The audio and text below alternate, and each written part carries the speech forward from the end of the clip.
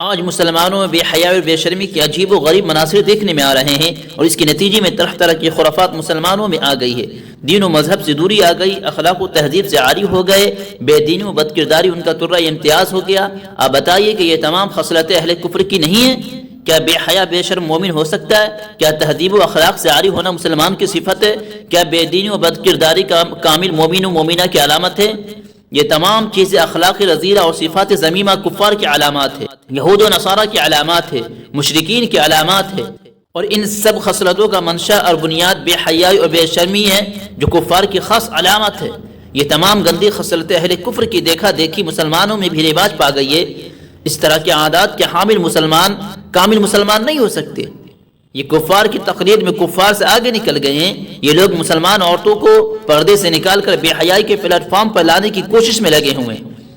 ایسے مسلمان آپ صلی اللہ علیہ وسلم کی اتباع سے زیادہ یہود و نصارہ کے احوال و عادات کو اپنائے ہوئے ہیں۔ یہ نام نہاد مسلمان اپنی بہو بیٹیوں کو یورپین لیڈروں کی طرح بے حیا بے شرم بنا چکے ہیں، ان کے عریہ لباس سے اپنے نفوس کو تسکین دینے کا راستہ نکال چکے ہیں۔ اس طرح کے کتنے مسلمان حیا و شرم کے ساتھ ایمان بھی کھو چکے ہیں۔ یہ لوگ آپ صلی اللہ علیہ وسلم کے فرمان کے مطابق حیا کے ساتھ ایمان سے عاری ہو گئے ہیں، دین و ایمان سے بھی محروم ہو گئے۔ آپ صلی اللہ علیہ وسلم کا یہ ارشاد کتنا برحق ہے کہ حیا اور ایمان دونوں ساتھی ہے، ایک اٹھایا جاتا ہے تو دوسرا بھی خود بخود اٹھ جاتا ہے۔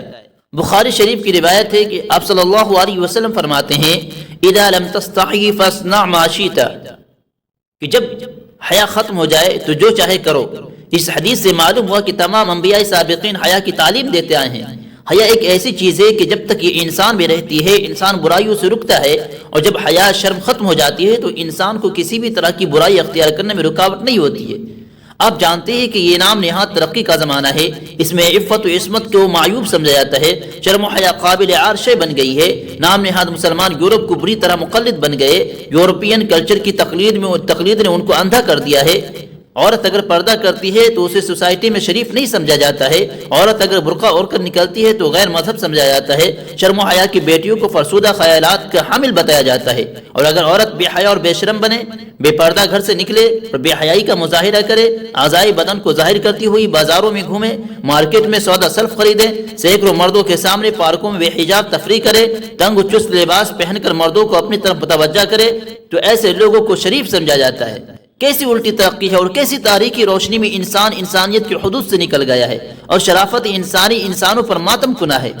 مسلمانوں کو اسلام نے شرم و حیا سکھائی ہے، اور ایمان کا تقاضا یہ ہے کہ وہ اسلام کے ہر حکم کو بجا لائے، جو چیزیں شریعت کی تعلیم کے خلاف ہی ان سے پرہیز کرے، اپنے بچوں اور بچوں کو حیا و شرم کی تعلیم دے۔